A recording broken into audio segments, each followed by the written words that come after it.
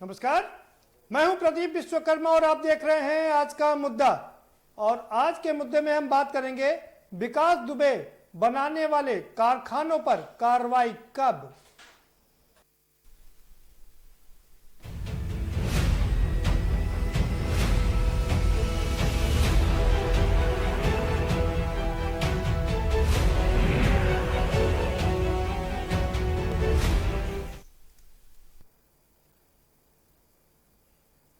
जी हाँ, विकास दुबे पिछले एक हफ्ते से जो पुलिस की आंखों में धूल झोंक रहा था वो अंततः पकड़ा गया उज्जैन के महाकाल मंदिर में।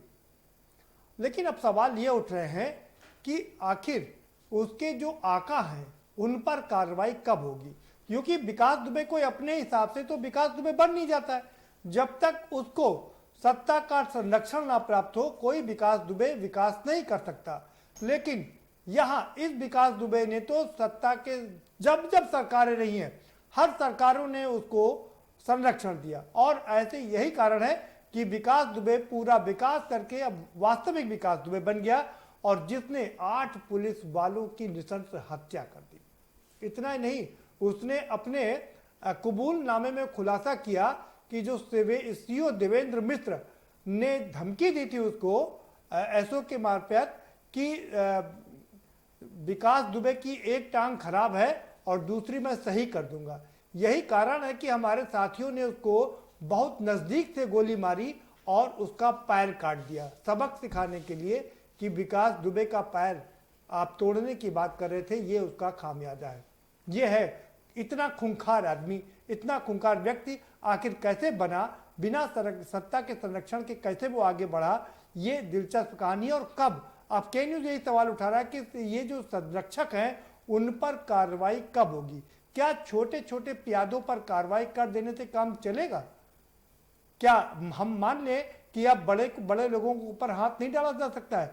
मुख्यमंत्री योगी लगातार मीटिंग कर रहे हैं और चीजों को समझने की कोशिश कर रहे हैं, क्योंकि उनकी इस हफ्ते पूरी किरकिरी करा दी है लोगों ने। अब सवाल नंबर दो ये कि विकास दुबे को पकड़ा गया या सरेंडर किया है। बड़ी बात आप देखिए, जिस व्यक्ति को, जिस माफिया को 10 राज्यों की पुलिस नहीं तलाश पाई, वो माफिया 3 स्टेट घूमता हुआ उज्जैन के महाकाल मंदिर पहुंच गया। 12 घंटे का सफर है फरीदाबाद से उज्जैन के महाकाल मंदिर बनने का। आराम से सफर तय करता रहा और पूरे 10 राज्यों की पुलिस उसकी खाक छानती रही, लेकिन वो पुलिस के हाथ नहीं लगा।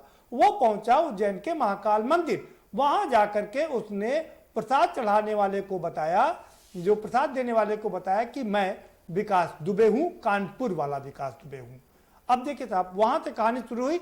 वो फिर दुकानदार ने गार्ड को बताया, गार्ड ने चौकी में थाने में फोन किया, थाने की पुलिस आती है, अपने साथ में मीडिया को लेकर के आती है, उसको गिरफ्तार करती है और फिर विकास दुबे सारी मीडिया के सामने कहता है कि मैं विकास दुबे हूं, कानपुर वाला। यानी कि उसको सरेंडर करने का पूरा मौका दिया गया, उसका इनकाउंटर ना हो सके उसकी पूरी कोशिश ये की गई। अब थोड़ा पर्दे के पीछे की भी कहानी हम आपको बता देते हैं। दरअसल महाकाल मंदिर में कल रात डीएम और एसएसपी ने एक कमरे में लगातार मीटिंग की थी और 1 घंटे से ज्यादा मीटिंग करने के बाद में फिर महाकाल मंदिर के जो चौकी है उसके थानेदार को और कुछ अधिकारियों को हटा दिया गया था, दूसरे लोगों को तैनात किया गया था और उसके बाद आज सुबेरे उसने सरेंडर कर दिया। ये बात कुछ हजम नहीं हो रही है कि home guard security guard SSI के 3 सिक्योरिटी गार्डों ने उसको पकड़ा, पुलिस के हवाले कर दिया। और एक और खबर है कि वो तीनों गार्ड अब गायब हो गए हैं, उनका कहीं कुछ अता पता नहीं है, वो भी हवा में हो गए हैं। तो और उसके बाद में उसको तो सवाल अब विपक्ष ये उठा रहा है कि उसने सरेंडर किया है कि वो गिरफ्तार हुआ है। हालांकि मध्य प्रदेश की सरकार कह रही है, नरोत्तम मिश्रा जो मंत्री हैं, कद्दावर मंत्री हैं, उनके बारे में समझते चलिए, ये वो कद्दावर मंत्री हैं जिन्होंने मध्य प्रदेश में सरकार गिराने में अहम किरदार निभाया था और बनवाने में भी अहम किरदार निभाया। वही नरोत्तम मिश्रा ने बताया कि नहीं, उसको गिरफ्तार किया गया है। नरोत्तम मिश्रा की कहानी समझ लीजिए, दिग्विजय सिंह उन पर आरोप लगा रहे हैं कि वो कानपुर में प्रभारी थे। नरोत्तम मिश्रा जब यहां चुनाव चल रहा था कानपुर के प्रभारी थे, यानी कि सीधा दिग्विजय सिंह का आरोप यह है कि नरोत्तम मिश्रा के भी संबंध विकास दुबे से हैं। सवाल यह भी है कि आखिर उसने मध्य प्रदेश में जाके संरक्षण क्यों किया। विपक्ष इस पर भी सवाल उठा रहा है। अब मायावती सवाल यह उठा रही है कि उसके संरक्षकों पर कार्रवाई कब होगी।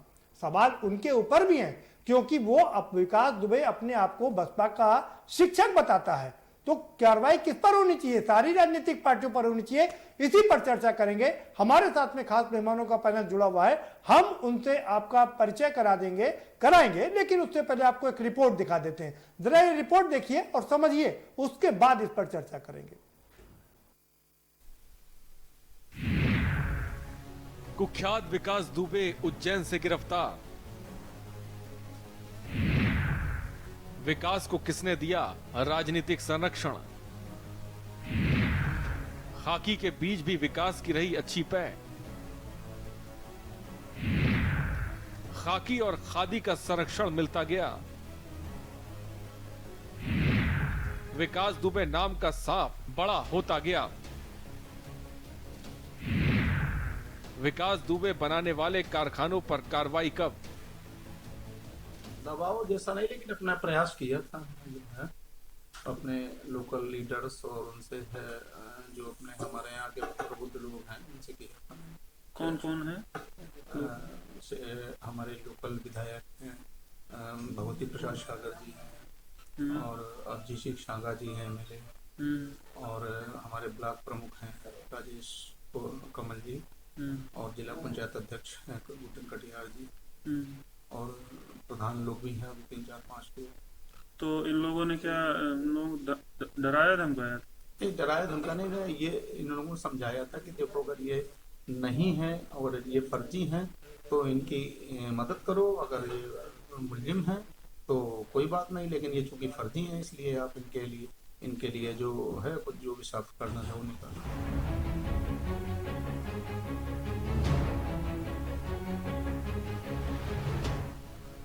यूं तो इस धरती पर सैकड़ों तरह के सांप पाए जाते हैं, लेकिन उन्हीं जहरीले सांपों में कुछ सांप ऐसे भी होते हैं जिनका जहर दुनिया के लिए बेहद घातक होता है। उन्हीं जहरीले सांपों में से एक है कानपुर का कुख्यात बदमाश विकास दुबे।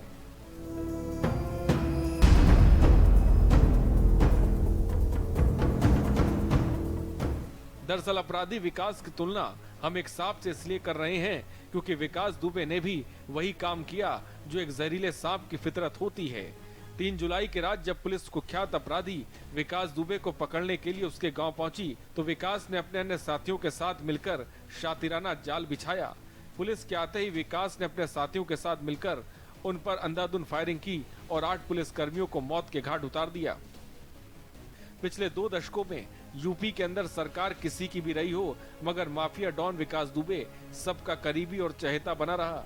साल 2001 में भाजपा सरकार के राज्य मंत्री संतोष शुक्ला को शिवली थाने के अंदर ही गोलियों से भूनकर विकास दुबे ने यूपी के आपराधिक जगत में जोरदार दस्तक दी और वह केवल यूपी ही नहीं बल्कि देश की सबसे बड़ी खबर बन गया। उसके सर पर 50,000 का इनाम भी घोषित हो चुका था और कयास लगाए जा रहे थे कि पुलिस उसका एनकाउंटर कर देगी।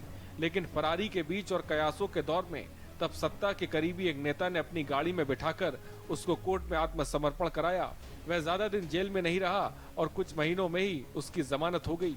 इसके बाद संतोष शुक्ला हत्याकांड के गवाह एक एक कर मुकरते गए, यहाँ तक कि जिस थाने में शुक्ला को गोली मारी गई वहाँ तैनात पुलिसकर्मी ने विकास को पहचानने से ही इनकार कर दिया। इस लिस्ट में बीजेपी नेता जय वाजपेयी से लेकर हास्य कलाकार और न जाने कितने लोगों के नाम शामिल हैं। विकास की फोटो वायरल हो रही है जिससे पार्टी में लोग कुख्यात अपराधी के साथ मनोरंजन कर रहे हैं और शान से फोटो खिंचवा रहे हैं। विकास का करीबी जय वाजपेयी तो कानपुर के SSP रहे अनंत देव का भी करीबी माना जाता रहा। यही नहीं, इस हत्याकांड में शामिल न रहकर भी पूरी तरह से जिम्मेदार माने जा रहे चौबेपुर के निलंबित थानेदार विनय तिवारी ने भी अपने ही विभाग के लोगों की हत्या करवाने में पूरी भूमिका निभाई।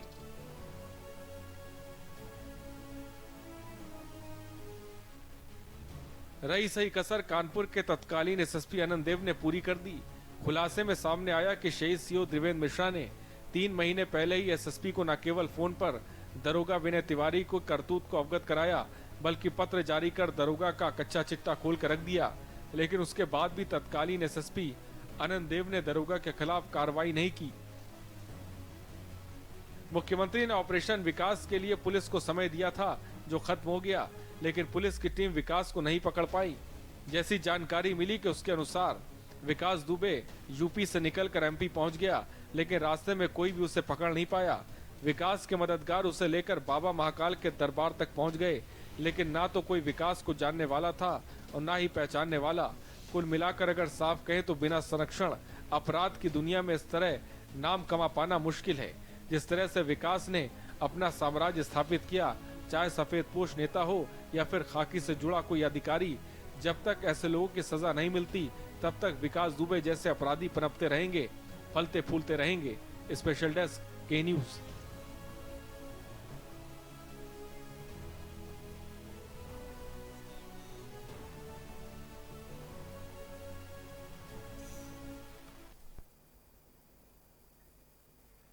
जी हाँ, मैं विकास दुबे हूं, कानपुर वाला।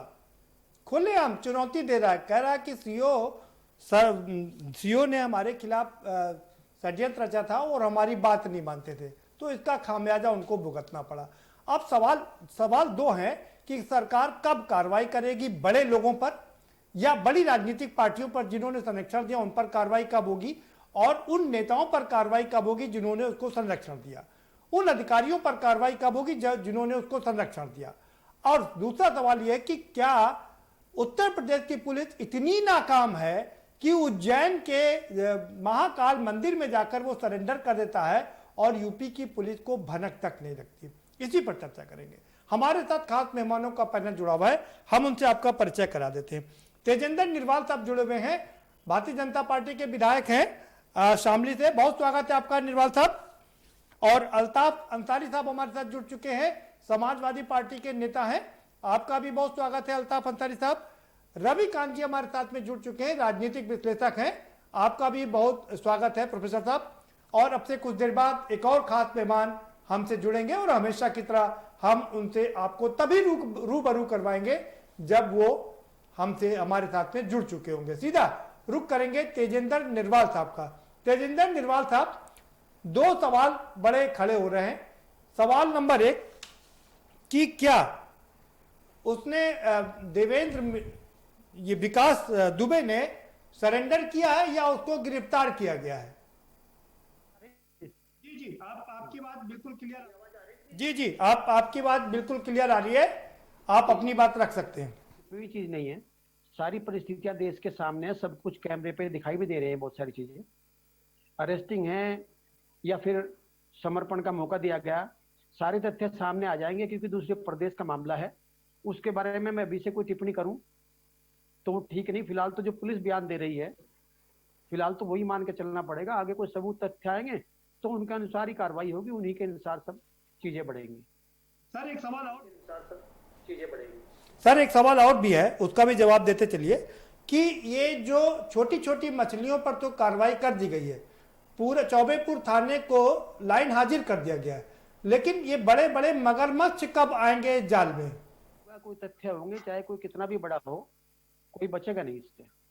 ये मैं क्या कभी कोई बचेगा नहीं, क्या उनके खिलाफ कभी कोई सबूत मिल पाएगा? गिरफ्तारी होगी वो तो कहना उचित नहीं है, लेकिन कुछ भी तथ्य सामने आएंगे तो उनके अनुसार ही कार्रवाई होती है। ठीक है सर, बने उनके अनुसार ही कार्रवाई होती है। ठीक है सर, बने रहिए हमारे साथ में, आएंगे आपके पास। अल्ताफ अंसारी साहब, वो कह रहे हैं कि जो पुलिस कह रही है उसको मानना पड़ेगा, उसको गिरफ्तार किया गया है, क्या कहना है आपका?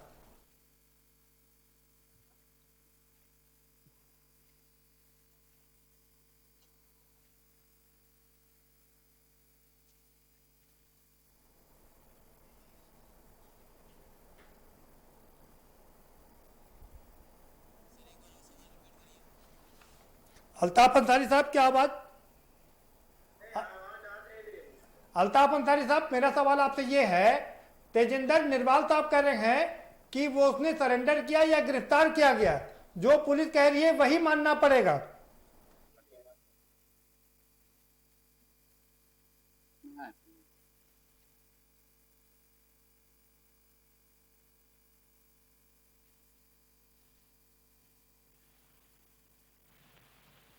साहब आपको आवाज मिल रही है?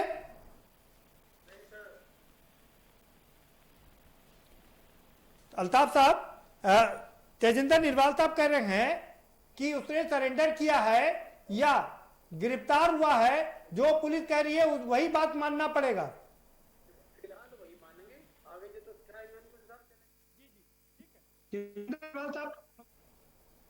तेजिंदर निर्वाल साहब, वो अल्ताफ साहब, अभी आपको आवाज नहीं मिल रही है? चलिए, लगता है कुछ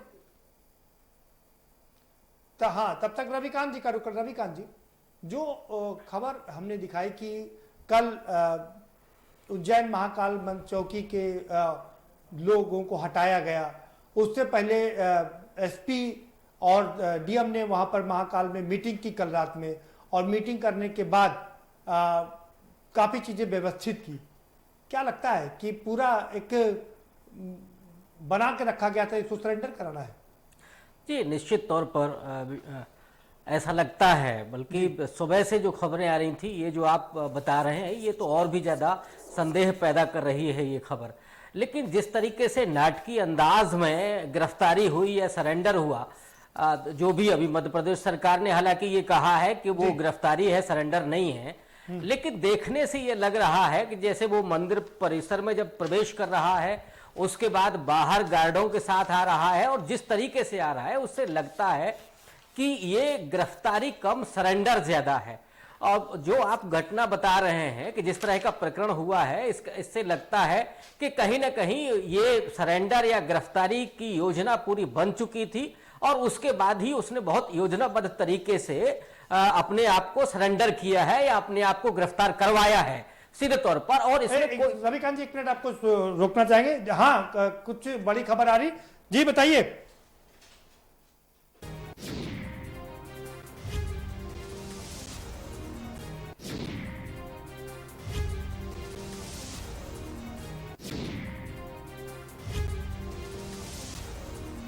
जी रविकांत जी, आप अपनी बात पूरी करें। तो ये निश्चित तौर पर आगे विकास दुबे से जुड़ी इस वक्त की सबसे बड़ी खबर सामने आ रही है।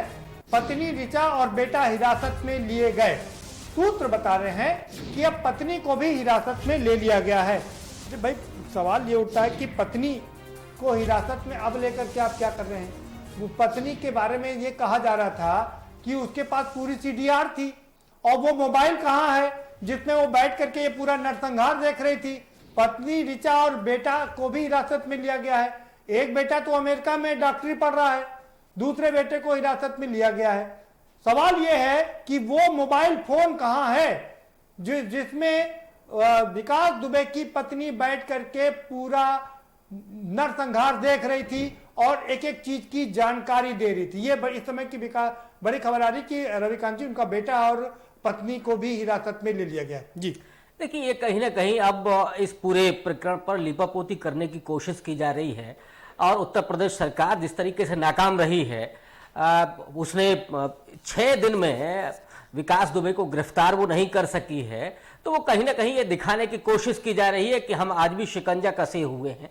लेकिन निश्चित तौर पर जिस तरीके से उत्तर प्रदेश को क्रॉस करके वो हरियाणा जाता है और हरियाणा से फिर मध्य प्रदेश पहुंचता है, तो सीधे तौर पर कहीं ना कहीं जो पार्टी आज सत्ता में है उस पर यह सवाल खड़ा उठता है कि क्या उसने बहुत सोची समझी रणनीति के तहत, हरियाणा भी भाजपाई सरकार है, वहां पे मध्य प्रदेश में भी भारतीय जनता पार्टी की सरकार है, तो वहां वो पहुंचता है और उसके बाद उसे ठीक तरह से गिरफ्तार किया जाता है, उसको बचाया जाता है। विश्वकर्मा जी, मैं एक बात यहां पे जोड़ना चाहता हूं कि ये 2 दिन के बाद ही बहुत लोग ये कहने लगे थे कि अब विकास दुबे का एनकाउंटर नहीं होगा, अब वो बच जाएगा। ये पब्लिक में परसेप्शन ये जा रहा था। और जो जाति का गठजोड़ है, हालांकि ये देखिएगा कि कितनी बड़ी विडंबना है कि उसमें मरने वाले भी, माने जो शहीद हुए हैं, चाहे वो सीओ हो या दूसरे हो, उसमें भी ब्राह्मण हैं, लेकिन जो पूरा जाति का नेक्सस है वो भी कहीं ना कहीं सामने आ रहा है कि उसे बचाने वाले भी उस एक जाति से जुड़े हुए हैं। और ये कोई पहली घटना नहीं है कि जिसमें विकास दुबे को किसी जाति के नेक्सस के कारण उसे बचाया गया हो। आपको याद होगा कि फूलन देवी का हत्यारा जो था राणा, वो भी जिस तरीके से नेपाल पहुंचता है, उसने अपने पूरे जेल डायरी में इस बात का जिक्र किया है कि हमें ठाकुरों का संरक्षण मिला और हम भारत से निकल करके नेपाल में पहुंचते हैं। तो कहीं ना कहीं भारत की समाज की जो विडंबना है कि जो जाति का नेक्सस है, भले ही उसमें जाति के लोग ही शहीद हो जाएं, लेकिन उनको बचाने की कोशिश की जाती है, हीरो बनाने की कोशिश। बिल्कुल ठीक है। बिल्कुल। अल्ताफ अंसारी जी, अगर आपको आवाज मिल रही हो तो तेजिंदर साहब कह रहे हैं कि हमको पुलिस की थ्योरी पर फिलहाल यकीन करना होगा। नहीं, यह मेरा मानना है कि उत्तर प्रदेश सरकार की तरफ से ये तयशुदा इनका आत्मसमर्पण है। ये पुलिस की गिरफ्तारी का कोई विषय नहीं है, ना पुलिस गिरफ्तारी कर पाई है। नहीं, आप कैसे कह सकते हैं कि वो आत्मसमर्पण है, गिरफ्तारी नहीं है? ये मैं नहीं कह रहा हूं। ये अभी आपने जब स्टोरी शुरू की तो जो सवाल आपने शुरू किया उस सवाल से भी लगता है, आज जो सुबह से लेके अब तक जो स्टोरी बन के आ रही है और दिखाई दे रही है, उससे साफ साफ दिखाई दे रहा है कि उत्तर प्रदेश की सरकार ने बड़ी साफ के साथ और बहुत बारीकी के साथ विकास दुबे से इनका गठबंधन हुआ, इनकी बात तयशुदा हुई और तयशुदा होने के बाद 700 किलोमीटर की दूर पे जाकर इनका आत्मसमर्पण और एक मंदिर के परिसर के अगल बगल हुआ या मंदिर के भीतर हुआ। ये कितनी निहायत गंदी बात है और कितनी अफसोसनाक बात है कि एक अपराधी जिसको शरण मंदिर के रास्ते पे जाके लेना पड़ा और सरकार के इशारे पे जाके लेना पड़ा, इससे शर्म की बात उत्तर प्रदेश की सरकार और देश की सरकार के लिए कोई अब तक बची नहीं है। चलिए बने रहिए हमारे साथ में। तेजिंदर जी का रुख करें। तेजिंदर जी, नरोत्तम मिश्रा जी का नाम सामने आ रहा है कि उन्होंने बड़ा रोल प्ले किया है उनके समर्पण में। वो कानपुर के इंचार्ज भी रहे हैं, दिग्विजय सिंह कह रहे हैं, क्या कहेंगे आप? जी, पहले तो देखो एक चीज सामने दिखाई दे रही है कि जैसे ही इसको पुलिस बाहर लेके आती है तो उसने चिल्ला चिल्ला के लोगों को बताना चाहा कि मैं विकास दुबे हूं कानपुर से। जी, इसे ये तो हो सकता है कि उसके मन में कहीं ना कहीं ये डर था कि जिस तरह उसके साथियों का एनकाउंटर लगातार हो रहा था जी, कि कहीं उसका भी एनकाउंटर न हो जाए, इसलिए मैं लोगों को बता दूं कि मेरी अरेस्टिंग हो चुकी है। अगर समर्पण होता और सेटिंग होती तो इस तरह बाहर निकलकर उसका चिल्लाना वो जरूरी नहीं था, फिर वो चुपचाप नहीं, वो तो अपने आप को और भी सेव कर रहा था ना, हाँ, और इसीलिए मीडिया को साथ में लेके गए। मैं भी वही कह रहा हूँ आपसे जो आप बोल रहे हैं, मेरी बात समझ लो पहले। अगर सेटिंग होती समर्पण की तो उसे बाहर आके चिल्लाने की जरूरत नहीं थी। सेटिंग में उसे डर नहीं रहता कि मेरा एनकाउंटर हो सकता है या नहीं हो सकता। ये घबराहट उसके अंदर थी तो इसका गिरफ्तारी थी। सर एक सवाल सुन लीजिए।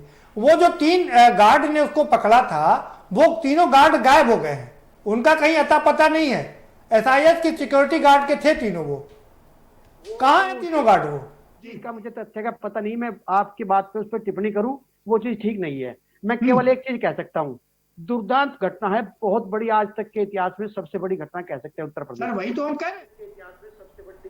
सर वही तो हम कह रहे हैं, इतनी बड़ी दुर्दांत घटना 1961 के बाद इतनी बड़ी घटना घट गई, 8 पुलिस वाले मर गए उसमें, और उसके बाद बड़े आराम से टहल रहा है वो। कभी हरियाणा में दिखता है और आज वहां उज्जैन में दिखाई दे रहा है।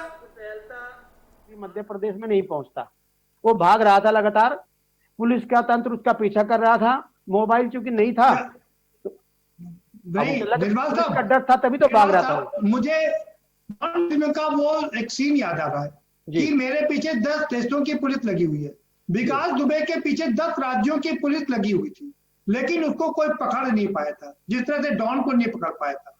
क्या ये डॉन 2 है क्या? डॉन नंबर 2 है क्या? ये इतनी जल्दी बहुत बड़ी बड़ी बातें करना ठीक नहीं है। 2 तारीख थी, वो लगातार भागता रहा, सब कुछ आपके सामने है।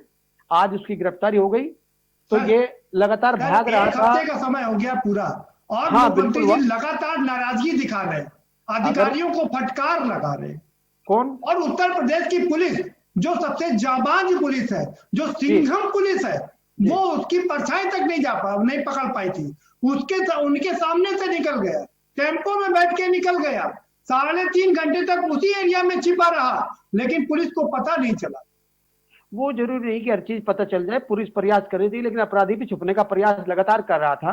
तो इसलिए ये अगर इतना पता होता तो फिर तो सब चीज हाथ के हाथ 1 घंटे के अंदर ही गिरफ्तारी हो जाती। लेकिन पुलिस का लगातार प्रेशर था, इसलिए बार बार प्रदेश से बाहर भागने के प्रयास में, कभी दिल्ली, कभी हरियाणा, कभी मध्य प्रदेश। निर्मल साहब, हत्या करने के बाद में 8 पुलिस वालों की हत्या करने के बाद में 2 दिन तक वो वहीं कानपुर में ही छुपा रहा। उसने बयान दिया, खुद ही कहा। वो चीजें अब निकल के सामने आई ना, तो ऐसा नहीं हो सकता कि पुलिस को पता हो पुलिस नहीं पहुंची। वो छुपने का प्रयास करता रहा, सब जगह पुलिस ढूंढती रही, लेकिन 7 दिन के बाद उसकी गिरफ्तारी हुई। अब ये तो क्या इससे आप तो बड़े राजनेता हैं, आप बड़े नेता हैं, विधायक हैं, तमाम बड़े नेता हैं, क्या आपको लगता नहीं कि उत्तर प्रदेश की पुलिस पर इस पे थोड़ा दाग लगा है, क्योंकि वो उसको ढूंढ नहीं पाई और उसने जाके मध्य प्रदेश में सरेंडर कर दिया? घटना गंभीर है, लेकिन मैं एक चीज और जोड़ना चाहूंगा इसमें जी। आप हमारी सरकार है 2001 से उनका अपराध का सिलसिला में सुन रहा हूँ, टीवी चैनल्स पे देख रहा हूँ कि 2001 के आसपास से आपराधिक जीवन में प्रवेश था जी। बीच में सभी सरकारें रही हैं, कभी भी कोई शक नहीं है कि सभी राजनीतिक पार्टियों ने संरक्षण दिया है। मेरी लाइन पूरी होने दीजिए, फिर आप अपनी। लेकिन अपराधियों के खिलाफ कभी भी किसी भी सरकार ने कोई अभियान नहीं चलाया सिवाय योगी जी की सरकार के। बिल्कुल इस तरह से, और सारे अपराधी आप रिकॉर्ड उठा के देख लें, जमाने से नहीं सर, अभियान तभी चला निर्वाल साहब, अभियान तभी चला जब उसने 8 पुलिस वालों की नृशंस हत्या कर दी, तब अभियान चला।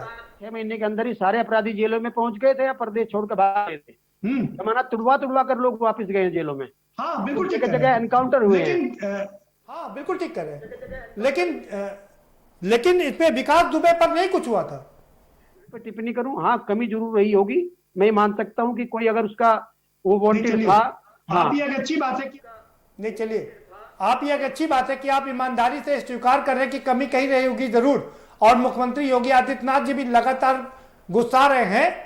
हाँ, और कह रहे हैं कि ये ठीक नहीं हुआ है और पुलिस को पहले कार्रवाई करनी चाहिए, लगातार अधिकारियों को लताड़ लगा रहे। वक्त एक छोटे से ब्रेक का हो चला है, एक ब्रेक लेंगे और हमारे साथ में एक और खास मेहमान जुड़ चुके हैं, राजेश मिश्रा जी, पूर्व सांसद हैं कांग्रेस के, उनका भी रुख करेंगे ब्रेक के बाद, लेकिन उनका रुख करेंगे, उनको पूरा मौका देंगे अपनी बात रखने का और उनसे भी समझने की कोशिश करेंगे कि आखिर ये जो संरक्षण का कारखाना चलाते हैं उन पर कार्रवाई कब होगी। ब्रेक के बाद चर्चा को जारी रखेंगे।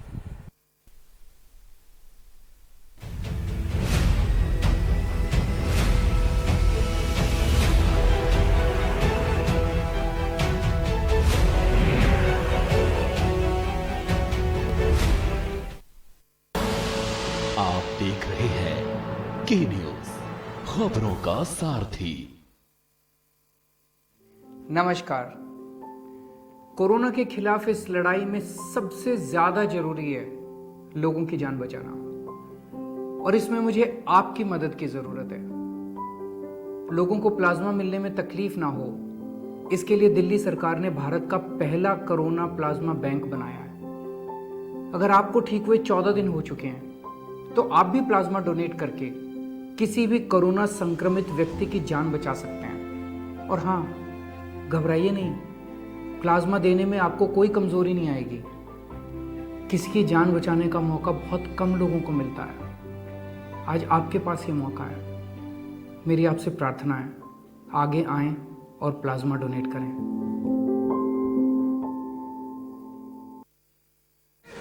Here gravity and physics don't call the shots, and sound travels slower than you. This is a different kind of place. That's why we're looking for different kind of people, for whom excellence is not a job, but a way of being, be it in the sky or on the ground. We're looking for an invincible team of invincible people. People who are a cut above. Join the Indian Air Force to be a cut above. Mount Litera Z School, Unnao, #1 in academics, #1 in sports, best teachers, best result, smart classroom, best transport facility, world class infrastructure के साथ Mount Litera Z School, Unnao। आप देख रहे हैं के news, खबरों का सारथी।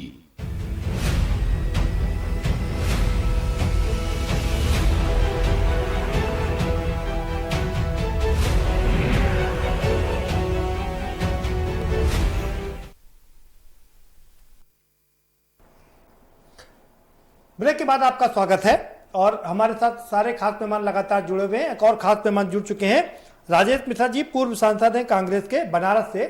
हम अब उनका रुख करेंगे। राजेश मिश्रा जी, किस बिना पर आप लोग कह रहे हैं कि उसने सरेंडर किया है, उसको गिरफ्तार नहीं किया गया है?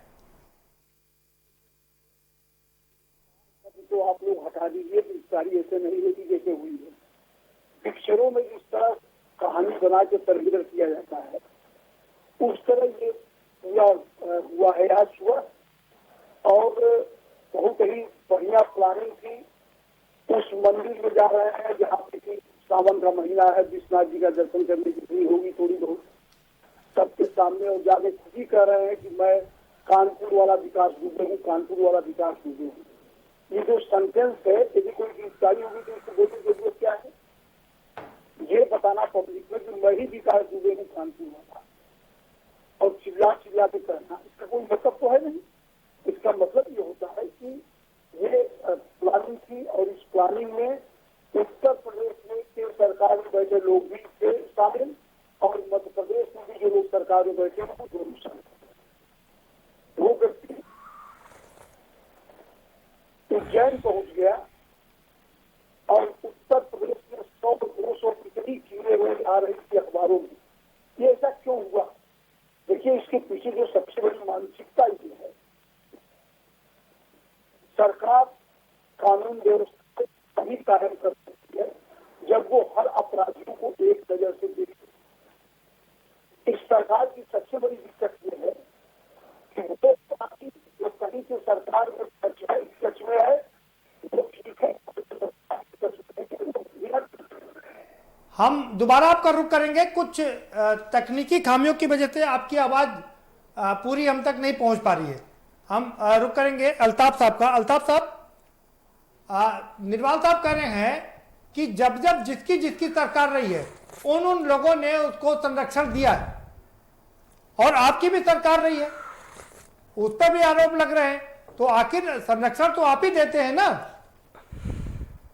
ये तो जब किसी की बारी आती है वो एक दूसरे पे कोई ना कोई सवाल करता है, हम लोग सुनते भी हैं। आज जो परिस्थिति आज आपको दिखाई दे रही है, हमको दिखाई दे रही है, पूरे उत्तर प्रदेश की जनता देख रही है, पूरे देश की जनता देख रही है, वह सीधे सीधे एक बात साफ दिखाई दे रही है कि भारतीय जनता पार्टी की उत्तर प्रदेश में सरकार जो चल रही है, जो ढिढोरा इस बात का पीटती है कि अपराधी या तो अपराध छोड़ दें, या तो उत्तर प्रदेश के बाहर चले जाएं, या तो फिर अपने कहीं दूसरे गंतव्य स्थानों पे चले जाएं। ये सिर्फ जबानी नारा है, और टीवी और टेलीविजन से इनकी बातें को आप सुन सकते हैं, कोई अमल नहीं करता है। अगर अमल होता तो आज जिस तरह से उत्तर प्रदेश में 8 पुलिस के लोग मारे जाते हैं, जहां सीओ मारे जा रहे हों, कोतवाल मारे जा रहे हों, पुलिस के कर्मी मारे जा रहे हों, और उत्तर प्रदेश की सरकार जैसे एक दिन 2 दिन ऐसे लग रहा था कि कोई बहुत बड़ा पहाड़ उत्तर प्रदेश में गिर चुका है, लगता है कि इस पहाड़ को जो है ये लोग टकरा कर चकनाचूर कर देंगे।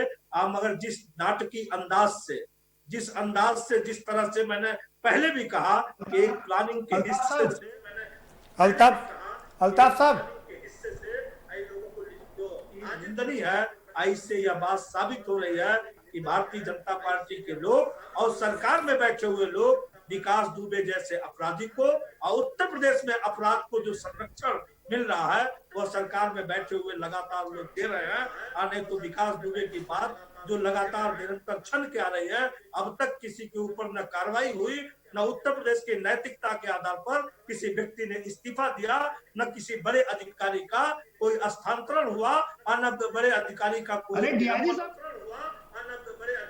डीआईजी साहब का स्थानांतरण हो गया। जो पहले एसएसपी थे कानपुर के और वर्तमान में डीआईजी थे, उनको मुरादाबाद भेज दिया गया। कैसे करें कि नहीं ट्रांसफर हुआ? नहीं सर, ये सूबे से आप मेरी बात को गौर से सुनिए। यह मामला डीआईजी और वह कानपुर से ऊपर उठ के वो पूरे सूबे और दूसरे सूबों में चला गया। इसके बाद इस सरकार में सीधे दिल्ली से लेके लखनऊ तक शामिल है, और उसके बाद आप अभी डीआईजी और एसपी की बात कर रहे हैं। और उस दरोगा को सस्पेंड किया जा रहा है, लाइन हाजिर किया जा रहा है, जो उसकी मुखबिरी की बात आप ही करते हो और सरकार में बैठे हुए कर्मचारी और अधिकारी करते हो, उसके बाद फिर आप क्या उससे उम्मीद कर सकते हो सरकार से? अल्ताफ साहब, आपने पूरी बात अपनी रख ली। अल्ताफ साहब, आपने पूरी बात अपनी रख ली, हमने बड़े ध्यान से, बड़े गौर से उसको चिंतन मनन किया। अब जरा हमें यह भी बता दीजिए कि जब जिसकी भी सरकार होती है उसमें अपराधियों को पूरा संरक्षण मिलता है, खाकी का, खादी का, माफिया से पूरा गठजोड़ है, नेक्सस है, और एक वर्ग अब इसमें और जुड़ गया है और वो है काला कोट। काला कोट, काले कोट के भी 2 लोग आज पकड़े गए हैं जो अपनी हाईकोर्ट की गाड़ी लिखी हुई से लेकर के उसको उज्जैन तक पहुंचे थे। तो क्या लगता था पूरे कुएं में भांग पड़ गई है क्या? देखिए, ये तो एक सिस्टम का तरीका है कि कौन काली कोट पहन के गया, कौन खाकी वर्दी पहन के गया, इस पर हम कुछ बात नहीं करते। मगर आपने दोबारा एक बात कही कि जो सरकारें आती है उस सरकार में संरक्षण मिलता है। जिस अल्ताफ अंसारी से आप बात कर रहे हैं, मैं एक इसी मऊ में, उत्तर प्रदेश का जो मऊ हिस्सा है, आप मऊ की विधानसभा है 356, आप वह सदर की विधानसभा है, मैं एक व्यक्ति से चुनाव लड़ता हूं और जिस समाजवादी पार्टी से मैं लड़ता हूं, आदरणीय अखिलेश यादव जी उस सवाल पर मेरे जैसे कमजोर कार्यकर्ता को, एक साधारण व्यक्ति को उत्तर प्रदेश का चुनाव लड़ने का अधिकार देते हैं। अंसारी साहब, अल्ताफ अंसारी साहब, सवाल सुनिए, सवाल अल्ताफ अंसारी से सवाल, जहां से आप चुनाव लड़ते हैं, जिस मऊ की आप बात कर रहे हैं, वहां पर एक रॉबिन हुड भी रहते हैं। जब जब सरकारें आती हैं वो तो सरकारों में वो अपना बदलते रहते हैं। आपकी सरकार में भी रहे हैं और उन्हीं को लेकर के परिवार में झगड़ा भी हुआ था। तो मेरे नेता है माननीय अखिलेश यादव जी, उन्होंने मेरे जैसे कमजोर कार्यकर्ता को कबूल किया था और किसी बड़े व्यक्ति को, जिनकी तरफ आप इशारा कर रहे हैं, उनको उन्होंने कबूल नहीं किया था। ये एक बहुत बड़ा विषय है। नहीं, ये बात ठीक है कि अखिलेश ने उनको स्वीकार नहीं किया था। सर, हम अपराध उनको स्वीकार नहीं किया था, लेकिन मैं अखिलेश के पहले की बात कर लीजिए, समाजवादी पार्टी पहले भी उसी में थे, अतीक अहमद, तमाम सारे, ये सारे रॉबिन हुड है ना, विकास दुबे भी एक रॉबिन हुड है। अब वो जेल में बैठ करके पूरा अपना गैंग चलेगा, जैसे बबलू श्रीवास्तव चला रहे हैं।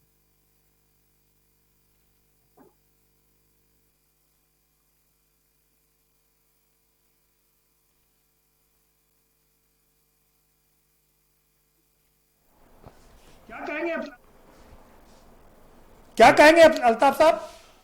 हम कह रहे हैं जो जितने रॉबिन हुड हैं उन सारे रॉबिन हुडों को सत्ता का संरक्षण प्राप्त होता रहा है। जी अल्ताफ साहब मिल रही है आपको? नहीं भाई साहब, आवाज मिल रही है आपको? मिल गई जी। आपके पास दोबारा से आऊंगा जी, चलिए दोबारा से आपके पास में आऊंगा। निर्वाल साहब का रुक कर। निर्वाल साहब, ये उत्तर प्रदेश के रॉबिन हुड, मऊ के रॉबिन हुड, इलाहाबाद के अतीक अहमद रॉबिन हुड, कानपुर के विकास दुबे रॉबिन हुड, ये जो रॉबिन हुड है ना, ये सारी सत्ताएं उनको संरक्षण देती रही हैं। क्या संरक्षण? प्रदीप जी, एक बात मैं कहूंगा, अभी अल्ताफ जी ने कहा कि विकास दुबे के पूछे प्रदेश से लेकर देश तक की सरकार खड़ी है। अभी एक चैनल पे चल रहा है, विकास की पत्नी आजीवन सदस्य हैं, 20,000 रुपए की रसीद दिखाकर, वो भी समाजवादी पार्टी की। अभी तक जो होर्डिंग या पोस्टर सामने आए उनमें उनकी भूमिका समाजवादी या बसपा की तरफ से ज्यादा है। समाजवादी पार्टी कह रही है कि उसने एक पत्रिका के लिए 20,000 रुपए दिए थे, उनकी रसीद टीवी पे दिखाई गई है। उनकी मां ने कहा है कि वो समाजवादी पार्टी में है जी। तो ये सारी चीज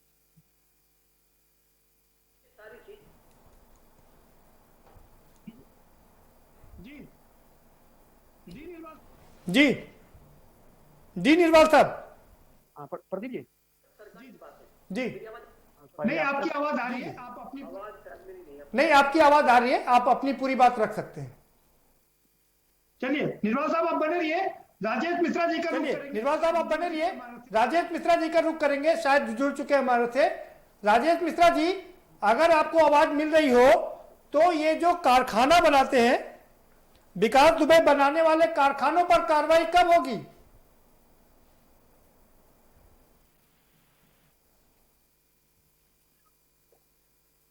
दोबारा से राजेश मिश्रा जी, राजेश मिश्रा जी, क्या आपको आवाज मिल रही है? जी मुझे आवाज मिल रही है अभी। जी निर्वाल साहब, आप ही के पास आ रहा हूं। तब तक सवाल यही है कि जब मैं अपनी बात पूरी कर, जी हाँ, आप अपनी बात पूरी कर सकते हैं। जी पूर्व मुख्यमंत्री जी, जी मैं आपको बताता हूं कि जब मार्च में शपथ ली होगी 2012 में, शपथ लेने से और पूर्ण बहुमत की सरकार की घोषणा होने के बीच में अगर आप सारे समाचार पत्र उठा के पढ़ेंगे तो लगातार रोज पुलिस थाने में घुसकर कभी किसी सीओ के साथ, कभी किसी दरोगा के साथ, लगातार वो घटनाएं 8 दिन तक लगातार घटित थी। उसके बाद भी आए दिन घटनाएं होती थी।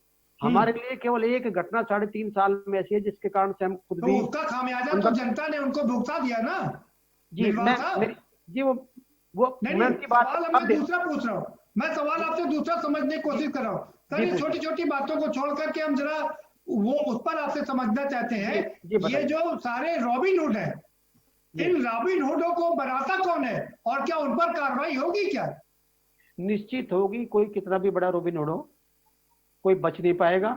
जो भी इसके पीछे होगा, चाहे कोई कितना भी बड़ा अधिकारी है, कितना भी बड़ा नेता है और किसी भी दल का है, सबके विरुद्ध कार्रवाई होगी। निर्वाल साहब, अब एक सवाल निर्वाल साहब, अब एक सवाल और लोगों के मन में आ रहा है कि अब विकास दुबे जेल में बैठ करके बबलू श्रीवास्तव या दूसरे रॉबिन हुड की तरह पूरा साम्राज्य चलाएगा। क्या मैं आपसे बदले के 3.5 वर्ष से चल रहा है सर? खबरें आ रही हैं जेल, हाँ चल रहा है सर, खबरें आ रही हैं जेल, खबरें आ रही हैं जेल से पूरी हुकूमत चल रही है। जैमर लगाने की शुरुआत 20 साल पहले शुरू हुई थी, आज तक किसी जेल में जैमर नहीं लग सका है। आपने एक भी माफिया का एक घटना आप मुझे बताओ उत्तर प्रदेश में अभी की सरकार के समय में कि जेल से रहकर उनका साम्राज्य चल रहा हो।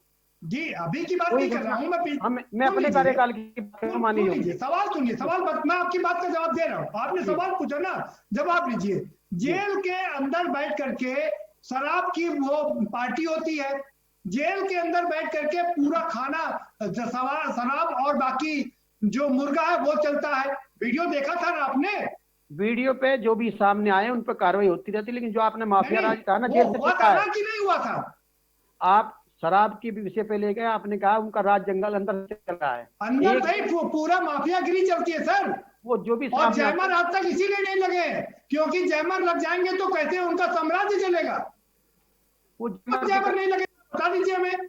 जैमर के कारण से तो दूसरा पुलिस को भी तो अपने फोन इस्तेमाल करने पड़ते हैं, इसलिए हो सकता है जैमर का कारण तो दूसरा भी हो सकता है, लेकिन बिना जैमर के भी सैटेलाइट फोन दिए जा सकते हैं। आप सैटेलाइट फोन पे जैमर नहीं लगता है।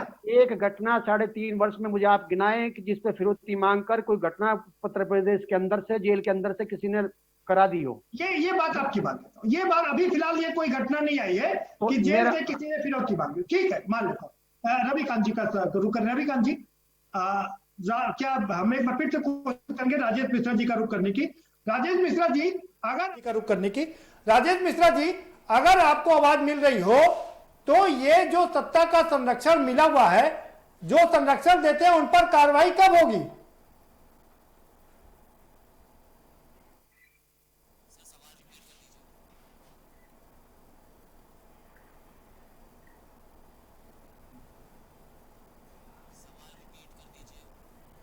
लगता है राजेश जी पर अभी तक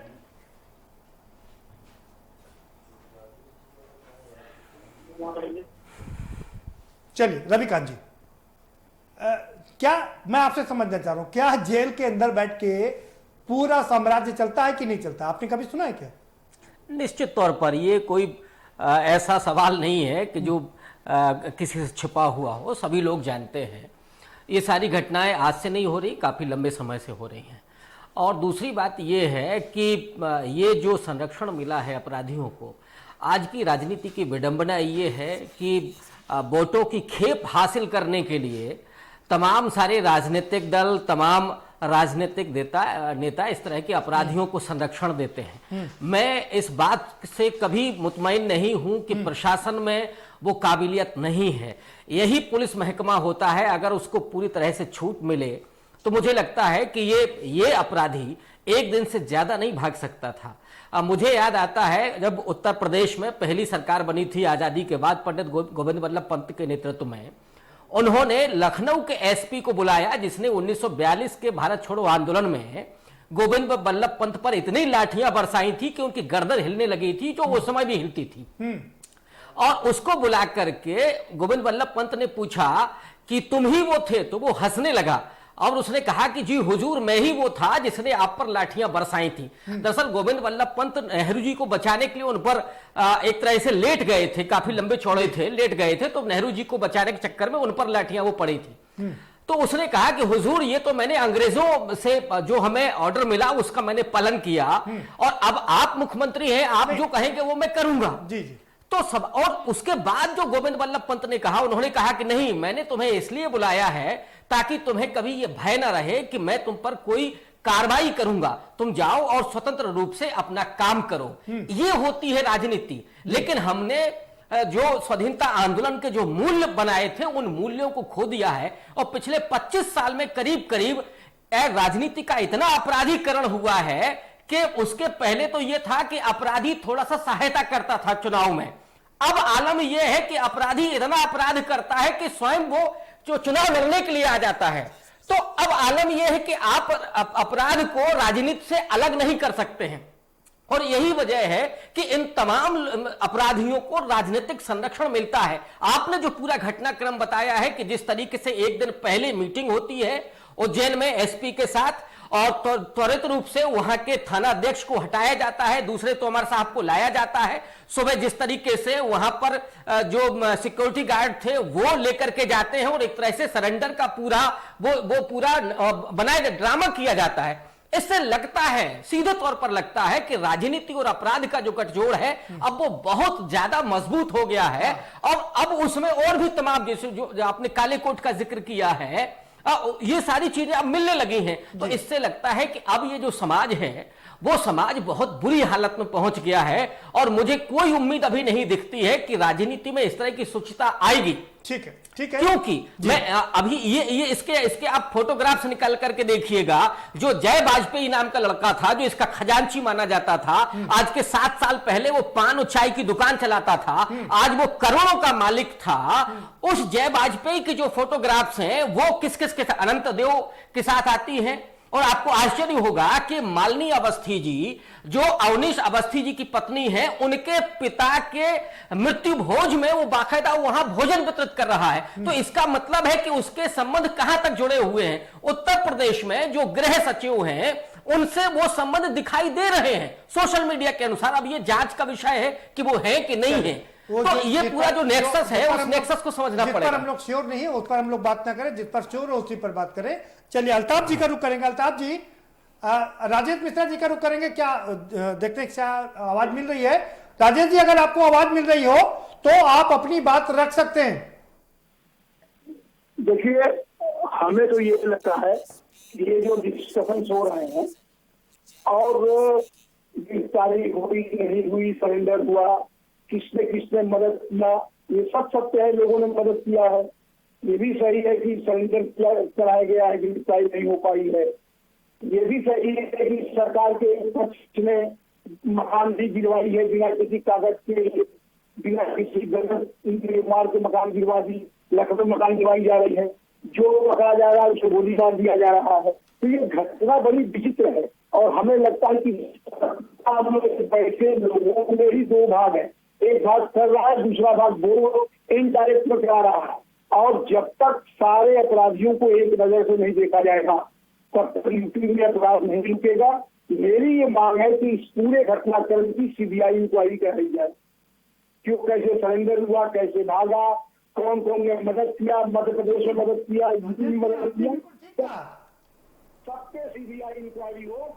दूध का दूध और पानी। राजेश जी, आपने बिल्कुल ठीक कहा, लेकिन सवाल यह है 2002 से लेकर के 2020 तक जो अपराधी टाइप के, रॉबिन हुड टाइप के जो लोग हैं, उनकी संख्या पवित्र संसद में बहुत बढ़ गई है, 36% हो गई है, और इसमें कोई पार्टी अछूती नहीं है। देखिए, इसमें 2 चीजें हैं। मेरा ये मानना है कि जो अपराधी जो अपराधी है, जो अपराध करता है समाज में, सत्ता में कहीं रहता है 40 का भी। मैं इस सरकार की बात नहीं कर रहा हूं। अपराधी नहीं है सर, वो रॉबिन हुड है। हाँ, हमको वही हम आ रहे हैं, उसी का मानना है। वो सत्ता के करीब रहता है, उसकी इमेज एक रॉबिन हुड की बनती जा रही है। उसके पास मनी पावर भी है, मैन पावर भी है।